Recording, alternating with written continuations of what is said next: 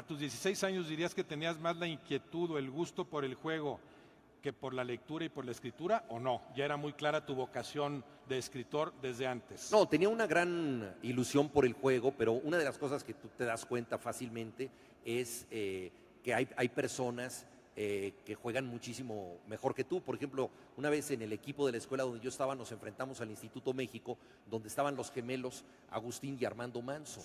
Y creo que solamente nos ganaron como 12-3, una cosa así vergonzosa, vergonzosa.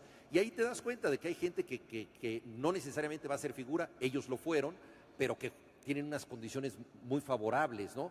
A mí me gustaba mucho el fútbol también como espectador, y desde entonces esto yo no lo sabía, Roberto, pero me gustaba mucho la palabra asociada al fútbol. Yo creo que una de las cosas más sabrosas del fútbol es no solamente verlo, sino discutirlo, comentarlo, escuchar tus comentarios en televisión o discrepar de lo que está diciendo alguien respecto al partido, discutir durante horas de una jugada que en la cancha duró unos cuantos segundos, ¿no? Muchas veces has puesto el ejemplo de Ángel Fernández, ahorita Desde nos luego. platicas de él.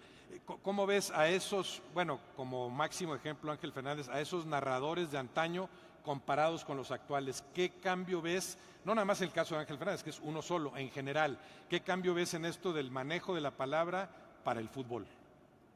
Bueno, es muy difícil juzgar, ¿no? Yo creo que los grandes locutores de antes tuvieron una escuela formidable que fue la radio, porque la radio te obliga a tener un uso del lenguaje absolutamente mágico. O sea, tú tienes que comunicarle a la gente cosas que no está viendo. Entonces tienes que situar a las personas en la cancha y tienes que crear todo un universo a fuerza de palabras. Y esa educación fue extraordinaria, porque de ahí surgieron los locutores que luego se convirtieron en los pioneros de la televisión mexicana, pero ya tenían un aprendizaje muy grande en la radio. Y la radio tiene esa posibilidad maravillosa de que te emociona con cosas que no estás viendo si el narrador es suficientemente bueno. Entonces, todo depende de las palabras. Y hoy en día un cronista, un comentarista, pues puede perder un poco el tiempo, hacer un comentario obvio, decir una cosa inoportuna, y no pasa nada. No pasa nada. En cambio, esa atención donde todo dependía de las palabras, a mí me parece extraordinaria. Todavía hay algunos grandes cronistas de la radio, sobre todo en Uruguay y en Argentina, donde esto se sigue cultivando mucho. De Ángel Fernández, más que el manejo de la palabra, o además de las metáforas, la inventiva, la capacidad de imaginar y a veces de escribirte cosas que ni siquiera estaban sucediendo, pero haciéndote las más apetecibles. Sí, Ángel Fernández convertía el partido más aburrido en la guerra de Troya, no estaba pasando absolutamente nada, ¿no? Y de pronto él decía, se hunde la nave, sálvese el que pueda, niños y mujeres primero, a ver si el capitán se hunde con este barco que va a la deriva porque parece que no llegará a ningún lugar. Y tú te empiezas a emocionar de algo que no sucede, porque el partido estaba aburridísimo, ¿no? Sí. Y esas son las grandes magias que tiene la palabra, ¿no? O sea, por ejemplo, locutores de la radio, ¿no? Que de pronto antes de que empiece el partido, Roberto, te dicen, se reúnen los jugadores en el centro de la cancha, ondean las banderolas en la tribuna de sol totalmente atestada, tanto como la de sombra, donde se oyen ya las trompetas y los tambores de la guerra, se han soltado unas palomas en el cielo como un símbolo quizá inútil de la paz, porque lo que vendrá a continuación será la guerra, ¿no? Los capitanes de los equipos intercambian banderines y se dan la mano, ¿no? Unidos por unos cuantos segundos, se separarán para convertirse en acérrimos rivales durante los próximos 90 minutos y los minutos de basura que se digne conceder el árbitro. Entonces no ha pasado nada. ¿No te pueden grabar esto y que sea el inicio de una novela? No. ¿No te gusta como inicio de una novela? Pues no, estaría... No, porque tengo pendiente esa pregunta también. Todavía falta tu gran novela, ya has escrito maravillosas, varias, pero creo que tu gran novela de fútbol vendrá. Bueno.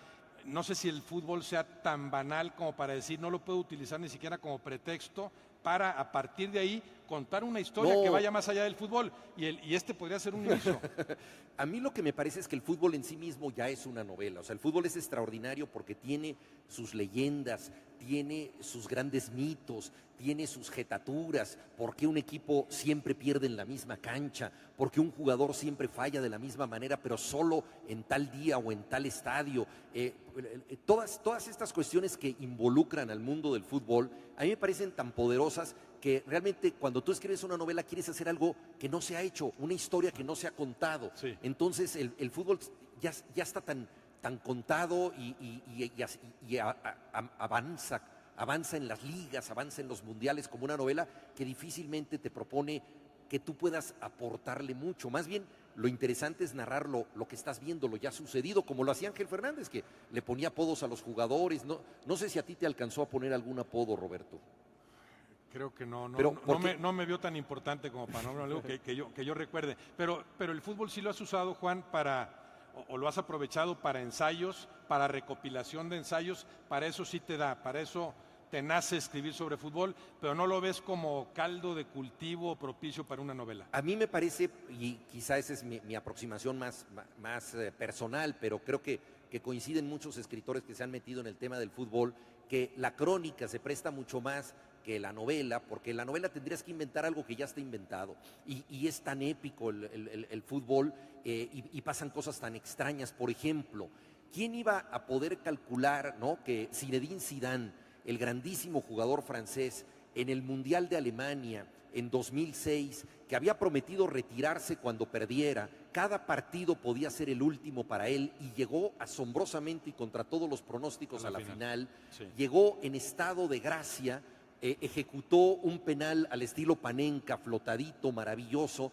estuvo a punto de meter un gol de cabeza, y luego perdió la cabeza en el más literal de los sentidos, embistió a Materazzi, y la gloria que estaba rozando con las yemas de los dedos se le escapó y tuvo que regresar al barro común de los hombres. Entonces tú dices, ¿por qué pasó eso? Eso es una novela, y eso es lo que te brinda el fútbol. Entonces yo creo que es mucho más interesante contarlo en la crónica, y esto me parece que no es secundario, o sea, no es simplemente de manera mimética que los lectores puedan ver lo que pasó en el estadio a través de las palabras. No, implica entenderlo de otra manera y revivirlo, ¿no? Y hay ejemplos muy grandes. Tú conoces muy bien a Jorge Valdano, gran futbolista, que es hombre de palabra también, y él ha contado muchas veces esta anécdota de que él fue campeón en México en el 86 en el Estadio Azteca, anotó un gol en ese partido y sintió cuando terminó el juego que ese era el momento más feliz de su vida, no solo para ese día, sino para todos siempre. Los demás días por venir. Es decir, que cada vez que él tuviera un quebranto, una tristeza, y tuviera que acudir a alguna reserva de felicidad, ese momento bajo el sol mexicano en el Estadio Azteca le iba a deparar una dicha siempre segura, ¿no? Y entonces dijo, bueno, terminó el partido, tengo que llorar, es mi momento sentimental por excelencia. Trató de hacerlo y no pudo, dijo, bueno, caray, estoy demasiado trabado por las tensiones del partido. Se fueron al vestidor, se encerró en un gabinete y propositivamente dijo, ahora sí, a llorar se ha dicho, y no logró hacerlo. Y durante mucho tiempo no pudo liberar la emoción que le había generado ese partido, hasta que muchos años después, ya retirado del fútbol, estaba corriendo en Madrid y su hermano le suele mandar cassettes con narraciones o con canciones, y de casualidad puso un cassette sin saber qué tenía, se lo llevó en el Walkman, empezó a correr por un parque en Madrid y de pronto oyó la narración del gran Víctor Hugo Morales, cronista insuperable, de ese partido y del gol que metía, y en el momento de oír las palabras y la manera en que era contado su gol, él se detuvo y rompió a llorar. Es decir, lo que la realidad no le dio, se lo dieron las palabras, y esto al propio protagonista de los hechos. Entonces es una cosa maravillosa, es como el náufrago que estuvo 10 días en alta mar y del que escribió Gabriel García Márquez. Nunca supo que era un héroe, él pensaba que era un pobre diablo que había salvado la vida de milagro, y cuando leyó Relato de un náufrago de Gabriel García Márquez, se dio cuenta de lo importante de su epopeya.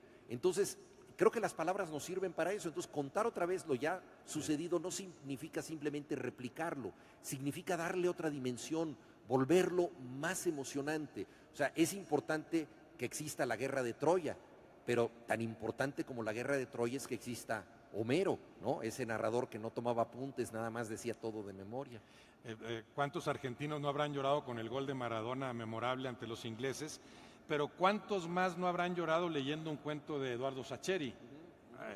Pienses lo que pienses de Maradona, aquí les voy a decir lo que yo sentí cuando se fue produciendo, cuando se fue gestando ese gol inolvidable, reconocido como lo máximo en Copas del Mundo. O sea, ahí la emoción que viviste en su momento, después trasladada a la palabra bien manejada para emocionarte aún más. Y por cierto, Valdano también con respecto a ese gol decía que nunca le reconocían a él cómo le había jalado la marca a Maradona, ¿verdad? Porque mientras Maradona se lleva 7 ingleses, Valdano está acá por la izquierda tratando de abrirle el espacio que nunca ve Maradona, porque desde que toma la pelota casi sabe dónde va a terminar, ¿no? Sí, pero es muy interesante la observación de Valdano porque él es la posibilidad de que algo sea diferente. Claro. Entonces, siempre existe esa posibilidad de ese pase que no sucedió, pero que es también, eso es interesantísimo en el fútbol, o sea, cómo valorar lo que no sucede. Por eso creo que es mucho mejor ver siempre el fútbol en los estadios que por televisión, porque la televisión es esclava de la pelota, entonces tú ves dónde está la pelota, pero no ves los desmarques, los recorridos, cómo un jugador está buscando hacer algo donde el partido todavía no sucede, pero pronto va a suceder.